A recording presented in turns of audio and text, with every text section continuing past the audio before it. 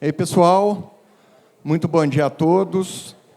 Se o Sartori e a Beth acharam aquela cilada, né, falar no sábado às 9, eu tenho certeza, né, que realmente é um desafio muito grande a gente conseguir, depois desse painel tão brilhante, corresponder às expectativas de vocês.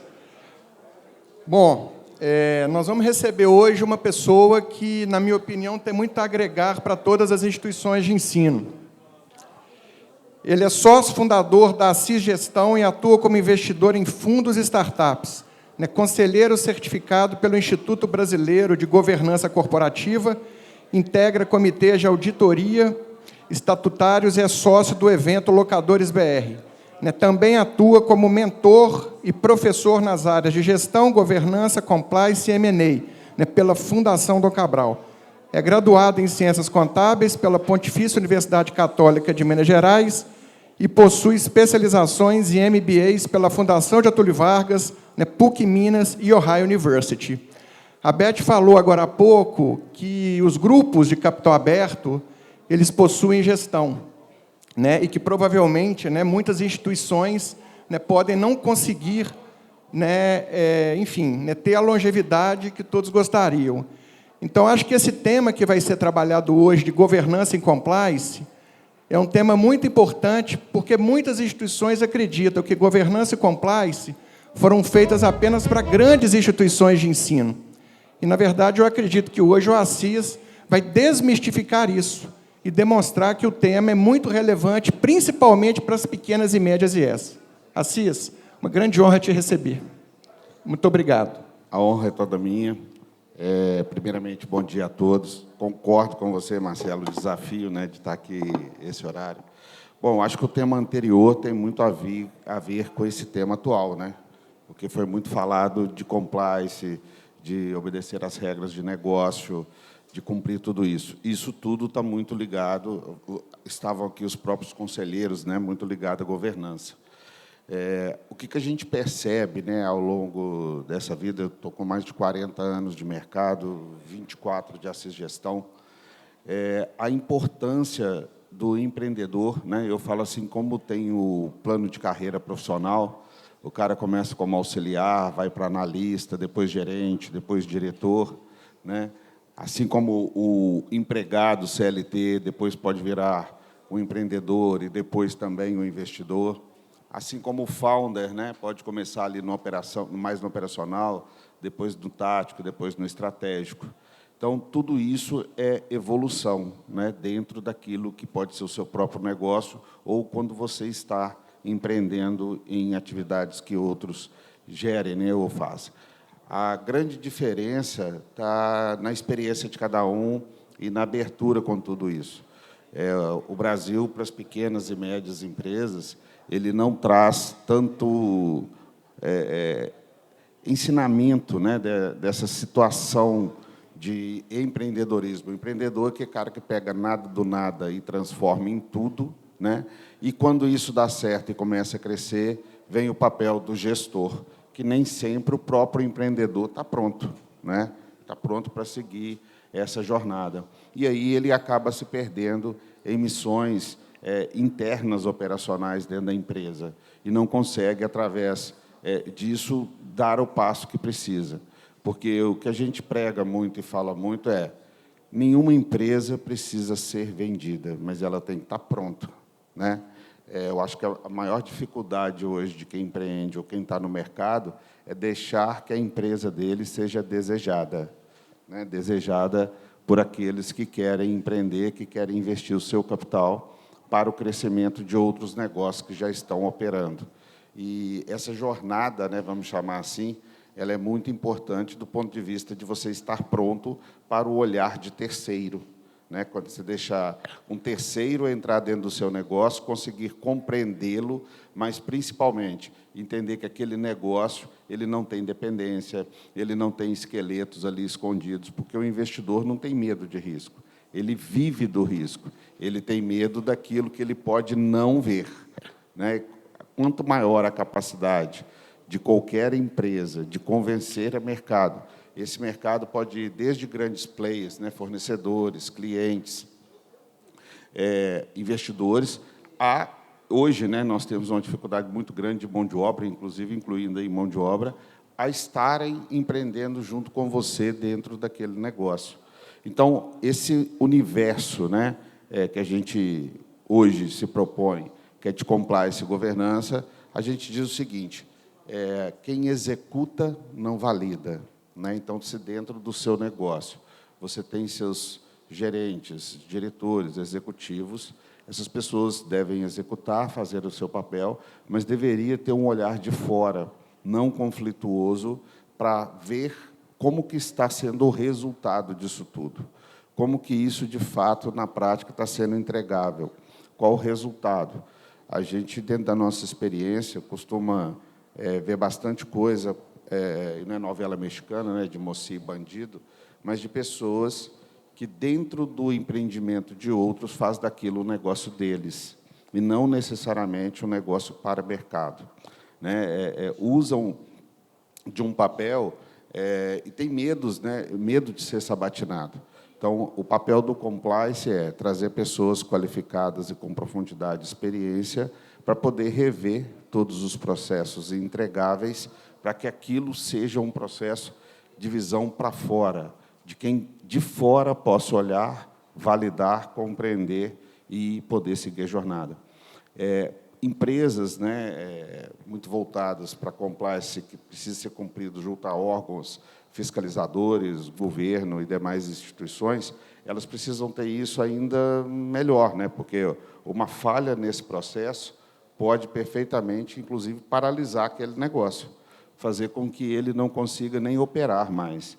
Então, a constante revisão com olhar de terceiro ela é fundamental. E a governança, ela vem para proteger a empresa do próprio dono, né? Ela vem para que aquele negócio seja um negócio que possa prosperar, mas que não haja uma dependência ou que, através de problemas societários, esse negócio que funciona, que o mercado acredita, que gera emprego social, que fornecedores, clientes apostaram nele, possa ruir por alguma questão, ou seja, familiar, ou seja, societária, ou seja, do próprio sócio fundador, que possa ferir o mercado, né? Então, vem aquela situação do que eles estavam colocando. Para que existe um conselho? Existe um conselho para que esse conselho tenha liberdade, inclusive, de falar para os sócios fundadores o que eles não deveriam fazer, ou o que eles deveriam fazer, ou o que o mercado está querendo, o que o mercado está buscando, trazer expertise para proporcionar crescimento, trazer expertise para poder vencer dificuldades, né? O Brasil está passando por um momento que a maioria das empresas, inclusive empresas gigantes, tem passado por problemas complexos de endividamento, de não pagamento, de não conseguir superar tudo isso, e, né, muitas das vezes, decisões anteriores poderiam estar salvando tudo isso, para evitar chegar nesse colapso que nós estamos vivendo do mercado. Por quê? Porque processos, sistemas e pessoas são situações que, muitas vezes, o empreendedor ele deveria estar focado muito mais na inovação, no crescimento, na posição que ele tem de mercado ali, do que necessariamente na execução, né? Tem profissionais que são prontos para isso, que já fizeram isso outras vezes, e que, na maioria das situações, conseguem, né, ter a visão que, muitas vezes, ali o próprio sócio não consegue.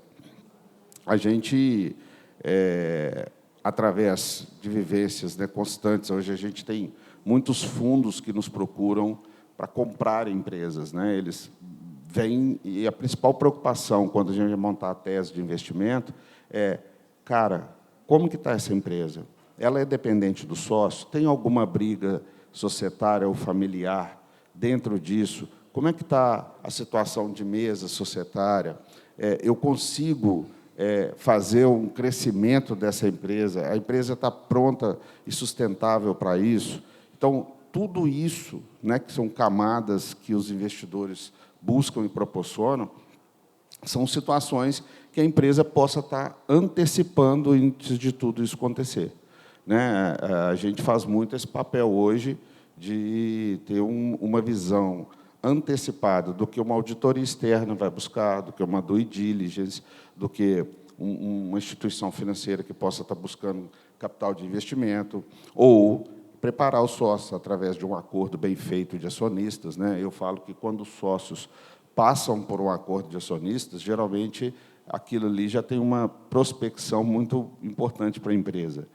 Primeiro, porque nem sempre as feridas do dia a dia são tratadas numa mesa, né? Às vezes o sócio, eu brinco que eu nunca vi nenhuma sociedade ruir por planejamento estratégico, budget, visão de mercado, mas a maioria tem problema, um acha que o outro trabalha mais que o outro, um acha que tem que pôr a família e o outro não. São situações que muitas vezes são evitadas para evitar conflito, mas que traz profunda posição de intrigas futuras, né, por não ser tratável. E o acordo de acionista vai trazer tudo aquilo no papel. Vai falar, e se morrer, como é que fica? Família pode entrar ou não? Se sim, em quais condições? Nós vamos fazer um seguro para aquela empresa, na ausência do sócio, para a questão das cotas, sim ou não? Uma forma de vocês perceberem sucesso é, quanto mais a empresa cresce, as ações dessa empresa crescem, e menos a pessoa física do sócio consegue comprar parte do outro. Isso é sinal de sucesso, né? A maioria das empresas, o sócio na pessoa física não consegue comprar as cotas da pessoa jurídica ao qual ele é sócio dos outros sócios, né? Precisa de investidores. Então, quando você vê esse distanciamento, é uma forma importante de você entender sucesso, porque sucesso não é só crescimento, né? Mas, principalmente, geração de valor das ações. Eu vejo muitas empresas que conhecem o seu faturamento, que conhecem o seu share de mercado, que sabem do seu posicionamento, mas não sabem quanto que vale suas ações. Ah, Cis, mas eu não estou na Bolsa, eu não estou no mercado. Tá, o seu patrimônio são suas ações. Ali, quando você faz sua declaração de bens e direitos, né, está ali o jato, a lancha, a casa, os carros, e estão as cotas da empresa. Na maioria das vezes, quando você olha, o menor composição são essas cotas, né? Os empresários não se atualizam muito bem disso, ou não conseguem visualizar isso. Outra coisa, você tem hoje no Brasil, né, uma contabilidade fiscal que te exige muitas situações, mas todos os empreendedores deveriam olhar para o seu negócio com a contabilidade gerencial, né, poder entender o seu negócio, não com a perspectiva fiscal. Você faz o melhor planejamento tributário para ter a melhor economia e compliance possível, mas deveria estar entendendo as suas ações e a sua empresa pelo gerencial, para entender, de fato, o que está na mesa, se for empresas iniciantes, startups, seu cap table, poder entender todo o vigor de crescimento e valorização daquele negócio, né? É muito importante essa visão de começar a conscientizar os empreendedores de quanto a empresa vala, e não somente quanto ele fatura, ou quanto ele lucra ou deixa de lucrar, né? Mas como é que está? Como é que eu calculo essas ações? Como é que eu estou me posicionado no mercado? Outra coisa, o mercado ele varia, e essa variação ela pode agregar ou desintegrar o valor das suas ações. Em determinados momentos, o mercado vale mais, você tem múltiplos que valorizam essas ações mais, em detrimento, você tem mercado que vale menos, e o mercado não tendo apetite. E outra coisa, se eu tenho muitas empresas para poder olhar e para poder investir, em qual delas eu vou seguir? Porque eu tenho muita oportunidade, eu tenho demanda. Se eu tenho demanda, eu, investidor, posso escolher. Qual empresa que eu vou escolher? Muitas vezes, as melhores empresas, no sentido de mercado, não são investidas, mas são investidas as empresas mais transparentes, né? Eu brinco muito o seguinte, você sempre vai estar no radar do investidor pelo seu posicionamento, crescimento, mas você só vai ser investido se a contabilidade fechar com o financeiro, né? E qual o papel que as empresas hoje e a importância que elas dão dentro disso? Quantas empresas hoje são validáveis a olhos de terceiros, né? Qual o comprometimento de toda a equipe com o próprio compliance, né? Então, tudo isso nós temos visto cada vez mais, e mais, e mais, com menos intervalos, empresas gigantes, com escândalos, com situações de mercado, exatamente porque o compliance não foi feito da forma correta. né? Exatamente porque as pessoas, os executivos, os investidores, deixaram de cumprir regras de compliance simplesmente para, ou consciente ou inconsciente, enganar o mercado ali e a si mesmos, né? E isso não perdura no mercado evolutivo como nós estamos. Eu não sei se vocês estão acompanhando isso, mas o Brasil está com uma ótima oportunidade para investimento. Nunca se teve uma grana tão grande de investidores de fora vindo para cá, né? A questão da AI foi muito investida, mas não foi monetizada na proporção que esses investidores gostariam, e eles estão buscando ativos de commodities, e é o que o Brasil mais tem. A pergunta é, quantas empresas estão prontas para receber esse capital? Bom, né, com qual cadência e oportunidade a gente vai poder chegar? Hoje, lá dentro da nossa empresa, nós temos mais investidores procurando a gente para poder investir do que necessariamente empresas para poderem vender, né? E o que a gente observa quanto a isso? A visão que se tem de fora para o Brasil, além de ser um país barato, são empresas não prontas para receber capital. A gente escuta isso muito de investidor. Poxa, mas tem uma dependência do sócio. Poxa, mas não tem um acordo de acionista. A empresa nunca foi auditada. A empresa não tem processos consolidados. Quando vai minha due diligence para dentro, eu invisto um bom dinheiro e eu não vejo documentação, processos que sejam definidos, execuíveis. Tudo isso traz para o mercado insegurança, né, para investir. E compliance, governança, vai trazer essa visão, essa necessidade de implantação, de visão de negócios, de visão de crescimento sustentável para fins de terceiro. Cada consolidação de mercado, né, que eu entendo que é o caso da educação, as pessoas precisam estar mais próximas dessa visão de enxergar a visão de quem já está preparado, de quem já está grande, de que tem visão de mercado. E essa missão para as pequenas e médias, eu entendo, né, que ela fica sendo uma jornada sempre de procrastinação. As pessoas acham que isso é gastar dinheiro, investir tempo. Mas eu não estou pronto. Poxa, se você não se preparar, você nunca vai estar pronto, né? Se não começar, não vai ter a jornada. As empresas que acreditam nessa mudança... ontem, por exemplo, eu estava fazendo um podcast ali com o Lucas, né? E gostei muito da história dele. Por quê? Ele entendeu que existe uma jornada e que essa jornada não para.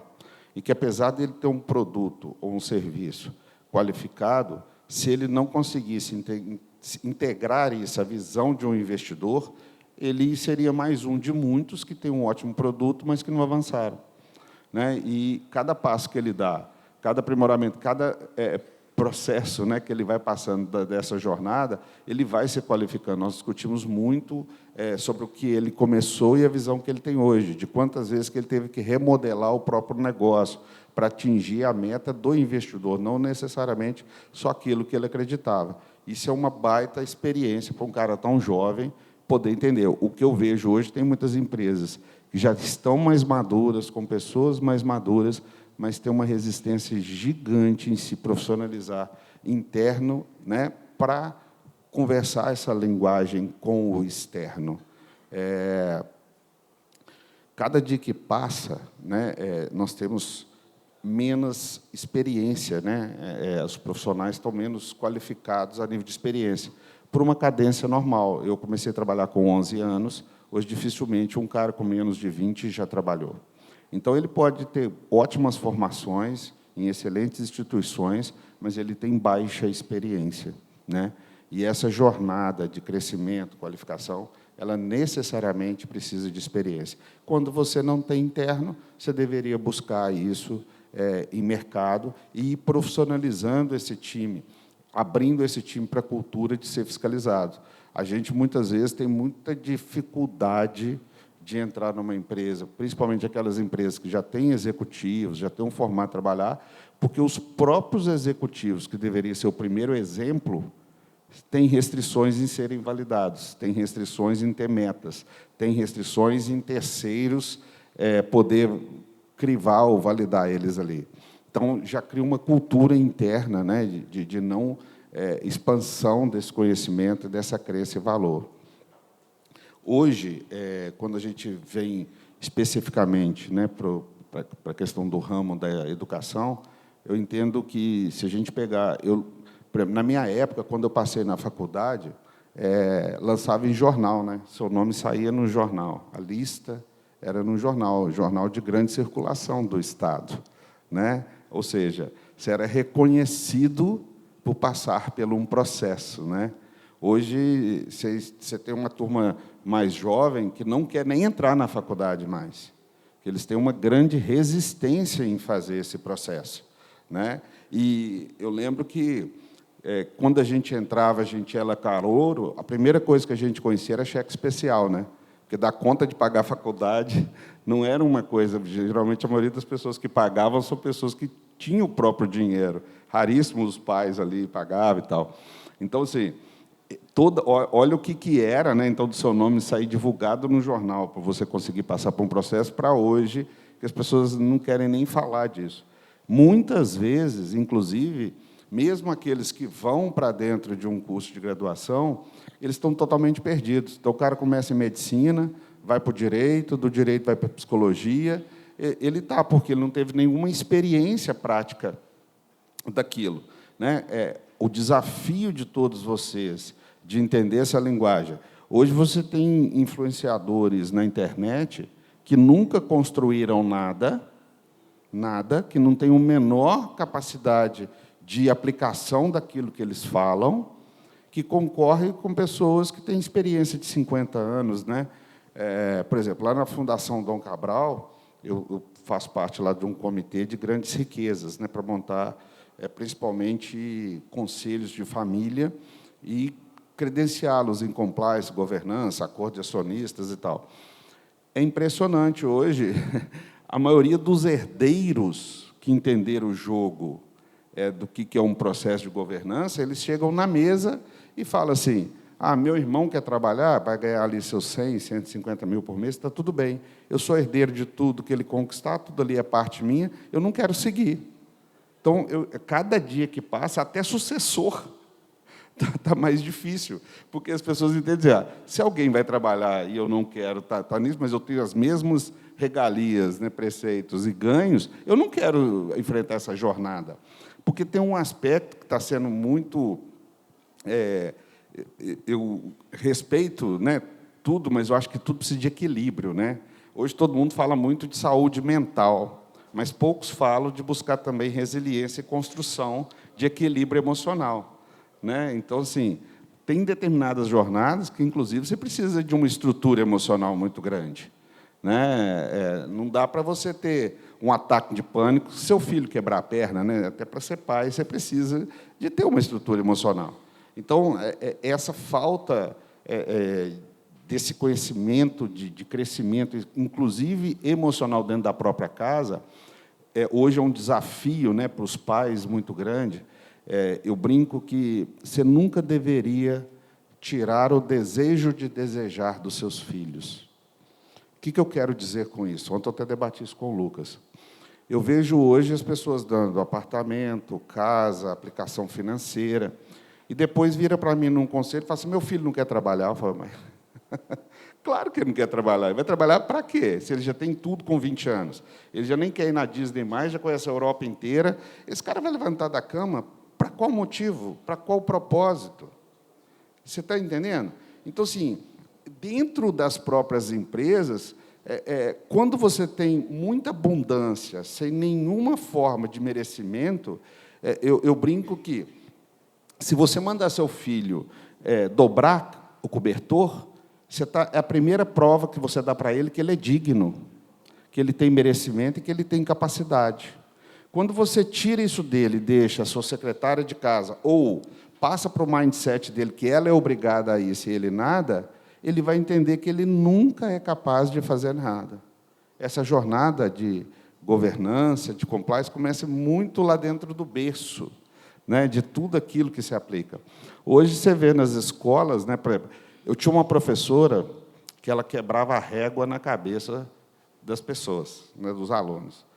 E minha mãe chegava e perguntava assim, você apanhou da Nazaré hoje? Isso queria dizer o que eu segui. Se eu tivesse apanhado da Nazaré, eu ia apanhar da minha mãe também. Entendeu? A autoridade que a professora tinha. Entende ou não? Era tipo assim, se você... Então, hierarquia, né, comprometimento, capacidade, começa nisso, das pessoas poderem entender que existem pessoas com mais experiência e responsabilidade que você deveria admirar, seguir, para que você possa se capacitar. Né? Porque quando você acha que tudo funciona... Eu estou com um caso em São Paulo que me chamou muita atenção. É uma indústria que já vai para os seus 60 anos, ela tem um quarteirão todo em São Paulo dele, eles estão comprando o quarteirão todo da frente de uma empresa de muito sucesso nacional. Patriarca raiz, criou as duas sucessoras de sucesso, mulheres fortes, criaram filhos maravilhosos. Os filhos são do bem, né? Não é novela mexicana que os filhos são do mal, mas os filhos não seguiram o passo da indústria e nós estamos seguindo com ela com o processo de M&A. Mas os filhos, eles usaram de uma determinada parte do dinheiro da família para investir numa startup para os filhos. Já investiram 18 milhões de reais nessa startup, ok? Um filho está com burnout, um outro está com síndrome do pânico e um outro está com crise de ansiedade. Olha só para você ver, meninos de 20 e poucos anos, com formação no exterior, com todo o dinheiro e comprometimento, e não querem mais o negócio. Não querem porque, inclusive, são responsáveis. Está entendendo o tanto de dinheiro que entra e contrataram empresas de etiqueta de mercado para gerir essa empresa, que essas empresas cobravam... A startup está faturando 150 mil por mês, a empresa cobrava 200 deles por mês, e ninguém viu, gente. E ninguém viu. É uma empresa que eles têm que aportar R$1 milhão todo mês. Você está me entendendo? A falta que faz de alguém, às vezes, sem agência de conflito, para verificar, e que só dá dinheiro para essas questões, né, de governança, de crescimento da empresa, não funciona. Não é só assim. Precisa ter ali um formato de negócio, precisa haver cobranças, metas, mesmo para os donos. Entendem? Então, essa percepção que a gente está tendo de mercado causa um conflito muito grande. Olha hoje que é um ticket de educação. Eu vejo, né, o preço disso, eu olho para isso e falo, cara, não pode ser. Né, para uma coisa que configura tanto a vida da gente. Os meus maiores relacionamentos... Eu formei em 96. Nós temos encontros anuais da minha turma desde 96 até hoje. Foram os meus principais networks, meus professores foram as minhas principais inspirações. A Assis eu fundei com o coordenador do meu curso de Ciências Contábeis da PUC. Tamanha admiração que eu tinha pelo cara. Nós fundamos a Assis juntos.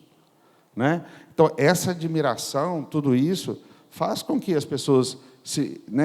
eu acho que precisa ser repensado muito disso. Acho que isso precisa ser tratado em pauta, buscado dentro das organizações essa revisão de valores e de comprometimento com o processo, com jornada. Eu acho que hoje todo mundo fala muito em meta, e eu fico preocupado. Né? Se você chegar na meta, qual é o seu próximo passo? Você está com o apetite para seguir na vida depois que bateu todas as metas? Quem é você, além daquilo que você já conquistou? Né? O que você vai buscar após isso? Isso tudo, para mim, nas instituições, estão faltando muito dessas visões. Está faltando muito dessa estruturação, mesmo para quem atinge o sucesso, né? Mesmo para aqueles que, naquele momento, estão buscando uma forma de crescimento e capacidade, e entender que a jornada não acaba. Né? Eu acho que nós somos uma eterna jornada, uma eterna reconstrução de nós mesmos. E isso tudo deveria estar em voga e nas pautas de todas essas mesas. Principalmente, Chu, quando você fala das pequenas e médias, essas empresas serão as grandes. Né? As próximas grandes são as pequenas e médias. Você vive num ecossistema gigante, né? A gente conhece bem de tudo que você faz. Eu acho que um pouco disso é ver esses desafios do dia a dia, inclusive com seus pares aí, né? Clientes, sócios. Uma coisa muito interessante, Assis, é que não é por acaso que determinadas pessoas se destacam de maneira absurda. E no nosso segmento a gente tem grandes referências que eu tive a honra de aprender muito com elas, né? Então, você pegar o Janguier e a Sandra na primeira fileira, num sábado, no Rio de Janeiro, com sol, né? Enfim, que já fez mais de 50 M&As, ou seja, olha retificando aqui, mais de 100. Mais de 100, pois é. Então, quer dizer, e da mesma forma, né, Lisa, a história da Anhanguera, que você acompanhou desde o início, com Carbonari, enfim, que também é uma pessoa que me ensinou demais, foi muito importante na minha trajetória. É emblemático ver vocês dois, né, talvez os maiores expoentes de educação pela trajetória de sucesso da Anhanguera, do ser educacional, na primeira fileira do Congresso, num sábado com sol no Rio de Janeiro. Né, ou seja, vocês sabem, de fato, a importância do tema. Né, e muitos mantenedores pequenos e médios, que têm potencial para se tornarem os grandes do futuro, né, talvez não cheguem lá. Né, porque não entendo a importância disso. Independente de fazer um M&A, de fazer um IPO, eu acho que um recado muito importante que todos deveriam sair daqui de forma cristalizada é que a sua empresa tem que estar preparada.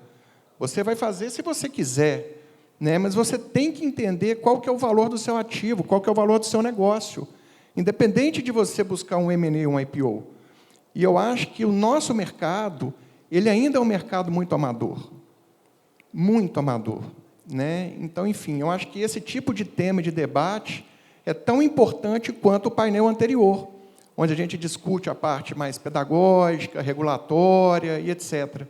Né? Então, é interessante ver vocês dois aqui na primeira fileira, né? Enfim, pessoas que são expoentes da educação e, não por acaso, entendem muito bem o significado dessas duas palavras, né? Compliance e governança. E mesmo porque, para você cumprir a parte regulatória, você tem que ter um sistema de compliance muito forte dentro da sua empresa. Né? Você não pode deixar isso à mercê de terceiros, jogar fora todo o seu legado. Então, cumprir tudo isso é muito complexo. Eu trago isso porque você falou, né, de cadeia de valor, de inspiração. E as pessoas que aqui estão. A gente sabe, né, eu acho que vocês todos que estão aqui vivem isso, a gente vive todos os dias. Eu falo que o auxiliar procura o analista, que procura o gerente, que procura o diretor, que procura o presidente. O presidente procura quem? Quem cuida de quem cuida das pessoas? Ser líder é um aspecto, muitas vezes, de solitude muito grande, de desafios, porque o fato da gente superar o processo aqui num sábado, num dia de sol, não quer dizer que a gente não sente. Né? E a gente sente. E, muitas vezes, ali naquele momento, nós somos extremamente julgados, criticados, por todos aqueles que a gente tenta proteger, por todos aqueles que a gente acorda todos os dias para lutar, inclusive, muitas vezes, dentro de casa, pela própria família. Né? Ah, mas você não precisa mais de dinheiro, para que você está trabalhando? Cara, não é isso. Né? Não estamos falando sobre isso. Né? E hoje, com as pessoas menos preparadas emocionalmente, elas não conseguem, muitas vezes, perceber o valor de tudo isso. Né? Muitas vezes, justamente por sentar nas primeiras filas, por estar se esforçando tanto, é que, ao longo de um tempo, é que as coisas acontecem. Né? Hoje, todo mundo quer assistir um vídeo do YouTube e sair dali. Eu estava numa mesa de conselho, cara, de um conselho de uma empresa importante, gigante. E um dos conselheiros falou assim, não, isso aí depois eu assisto no YouTube e aprendo. Eu falei, putz, cara. Sabe, assim, está chegando a um ponto que eu olho e falo, cara, eu demorei algum tempo para aprender isso. Ou eu sou muito burro, né? Ou, cara, não pode ser... as coisas não podem ser mente de pires, né? Hoje ninguém está tendo profundidade. Eu discuti muito com o Lucas ontem, vocês têm que tomar muito cuidado. A IA ela é muito importante, está construindo muita coisa boa. Mas qual que é a curadoria disso tudo? Essa é a minha pergunta. Porque eu tenho participado de reuniões que, quando o cara faz a apresentação, dá vontade de você bater palma, ajoelhar no milho para o cara. Mas, quando você faz uma pergunta, ele não sabe o que ele está apresentando. Porque ele jogou tudo para a IA, fez um negócio bonito, bacana, mas que não tem o mínimo de curadoria. Quando você vai fazer uma pergunta, quando você tem experiência e profundidade, você vê que aquilo é extremamente raso. E eu falo, cara, os investidores estão tomando decisão sobre isso. Entendem? Então, assim, são situações cotidianas do dia a dia que precisam ser tratadas em voga e pauta. E você só vê isso com compliance. Outra coisa, muito cuidado com pessoas que chegam muito próximo da diretoria e quando você, como investidor, ou diretor, ou presidente dessa empresa, afasta muito da operação. Nem sempre o que chega na sua mesa, por aspecto principalmente de confiança, é verdade. Eu falo muito o seguinte, confere primeiro e confia depois. Né? Cria esse ambiente de cultura dentro da sua empresa.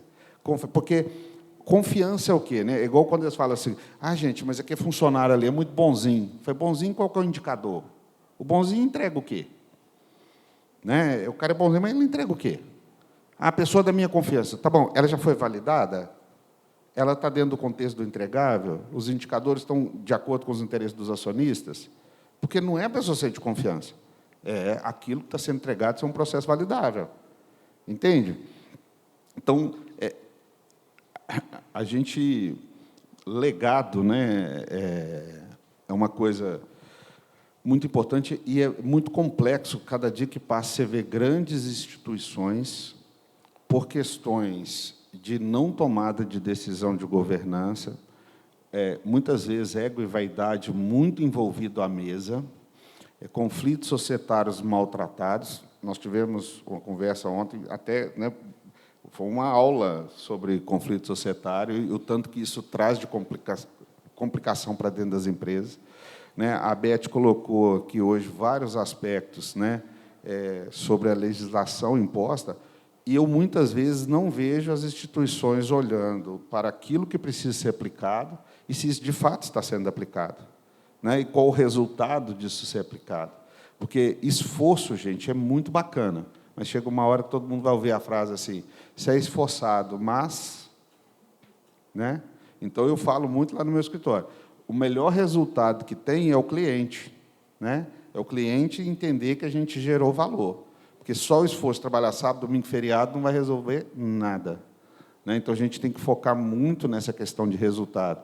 Agora, quando a gente mesmo somos donos de um negócio e a gente mesmo entende que a gente está dentro de um processo confortável de resultado, isso pode trazer, a médio e longo prazo, perca de muitas oportunidades, de muitas situações que causam um peso muito grande. Esse desinteresse, Marcelo, por governança do pequeno e médio, muitas vezes também está muito voltado pela incapacidade que a pessoa tem de abrir a ser criticado por outros. Né? As pessoas não estão muito abertas a terceiros chegar. Né? Eu tenho clientes que falam assim comigo, é bom demais, eu te pago, você vem aqui e me xinga, né? Eu queria estar no seu lugar. Mas eles estão abertos a isso. Né? Então, quando as empresas se propõem a estar abertas a serem validadas, a sair um pouquinho da zona de conforto e de comodidade, né? Eu falo por mim mesmo, né? Eu tenho uma patologia que chama AME, que chama atrofia muscular espinhal. Ela é degenerativa, né? Muito parecida com a ELA. Então, o Brasil, inclusive as faculdades, universidades, não são tão acessíveis. Né? Não tem uma preocupação muito grande com essa situação. E peleja todos os dias, né? Toda hora é um desafio.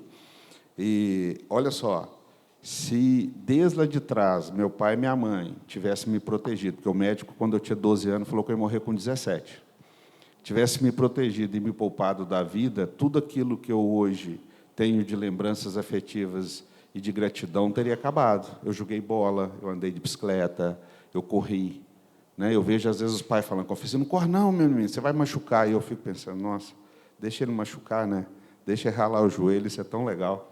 Né? Então, assim, eu acho que na vida profissional é a mesma coisa. Se eu me poupasse o tempo todo, eu não estaria aqui com vocês hoje.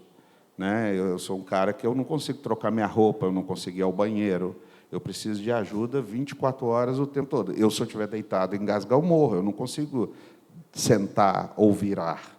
O que me faz estar aqui presente com vocês? Primeiro, né, a gratidão por tudo aquilo que vocês premiaram de eu estar aqui num evento tão importante e relevante. Né? Segundo, a minha missão de sempre poder contribuir e servir. né? E a vontade e o desejo de estar vivo e de fazer acontecer a cada minuto, a cada segundo, né? Então, eu acho que tudo isso é um processo de governança que deveria estar dentro das nossas instituições no dia a dia, né, dos aprendizados. Meu pai e minha mãe tiveram 4ª série, né, de escola, mas me ensinaram muito a lutar e acreditar e a ser digno pela vida, né? Então, essa missão, quando você fala assim, por que outras pessoas não estão? Talvez faltou tudo isso ao longo dessa jornada, né? A gente se propor todos os dias. Porque as pessoas me perguntam assim, Assis, você viaja o mundo inteiro, para que você faz isso? Eu respondo para eles o seguinte, e é um dos recados que eu quero deixar para vocês aqui hoje.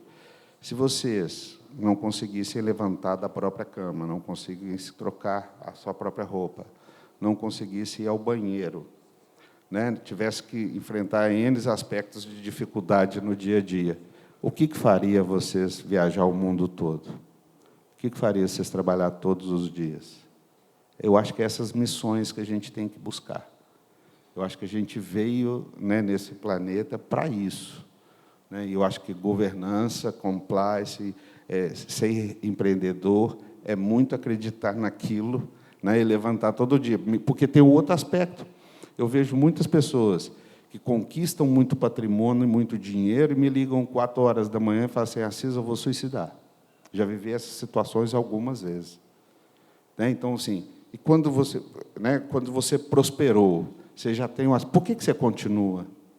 Tem que ser algo maior do que isso, né? E esse algo maior que isso só vai acontecer, só vai ter fundamento se a sua missão for muito maior do que só aquela meta tangível ali do dia a dia, ou financeira, ou de posicionamento, né? Eu, então, acho que muito desse comprometimento das pessoas que estão e que ficam é porque eles já entenderam isso, né? Que está muito além do que só o que eu tenho, só o que eu conquistei, só a posição. Eu quero fazer mais, né? Eu quero contribuir mais. Foi meu aniversário em abril agora, e meu filho fez um vídeo para mim, postou na internet, e ele falou assim, meu pai, eu sou muito grato por 2 situações, principalmente pelo seu exemplo de vida e de força, e segundo, por critério que você me colocou sempre de disciplina, né? Meu filho tem 15 anos, foi campeão de matemática brasileiro, é um cara extremamente focado na questão da saúde, começou a trabalhar comigo agora na empresa a pedido dele, né? Então, assim, isso eu acho que é legado, né? Eu acho que o legado é esse, cara. É aquilo que fica independente da gente, da caminhada da gente, né? Então, o convite que eu faço para todo mundo, além da gratidão de estar aqui hoje, é que pensem nisso, né? E principalmente pratiquem isso, porque muitas vezes a gente sabe, mas é difícil da gente colocar isso no dia a dia da gente, né?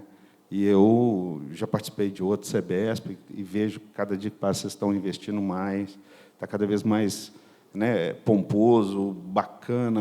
Nós tivemos experiência aqui, pessoas que eu não conhecia, que eu não tinha vivido, que me acolheram super bem. Foi muito gratificante, como ser humano antes de tudo. E muitas vezes, quando a gente deixa de estar nessas mesas, a gente perde essa oportunidade também como ser humano, né? Então, minha gratidão a todos vocês. Obrigado, Chucre.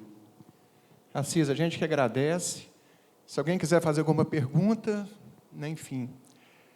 Eu aproveito também para agradecer o Janguier, né, Sandra, Amable, Xanã, a equipe da organização do evento. É muito difícil fazer o CBESP, não é fácil, o André, que está aqui na frente também, e principalmente a todos os congressistas, né, que confiaram, né, enfim, e que vem fazendo com que o evento cresça a cada ano. Então, muito obrigado, eu tenho muito orgulho dessa relação e dessa amizade que eu tenho com todos vocês. Um abraço.